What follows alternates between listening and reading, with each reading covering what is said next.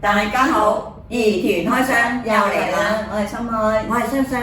近排咧腰酸骨痛啊，好想做下運動，拉下筋骨同埋鍛鍊下身體喎。不如我哋試下八段錦啦！我聽人講啊，八段錦好適合我哋㗎。既然係咁，不如就請八段錦導師梁老師為我哋介紹一下八段錦啦。哦，好啊，我係梁老師，梁學就。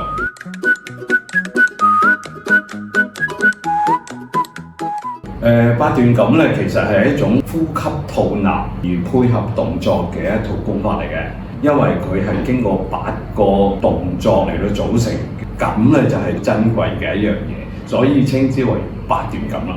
八段錦有咩好處咧？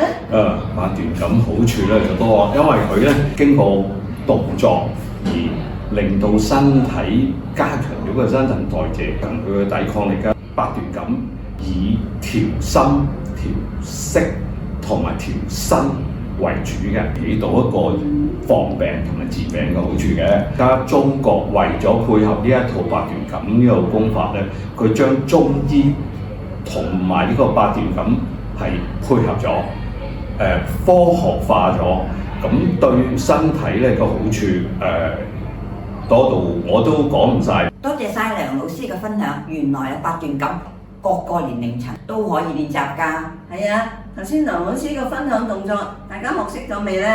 學識咗呢，就記得返屋企多啲練習啦，記得留意返兒康中心最新嘅消息啊，同埋分享、點讚、留言，兒團開箱，我哋下期再見啦，拜拜。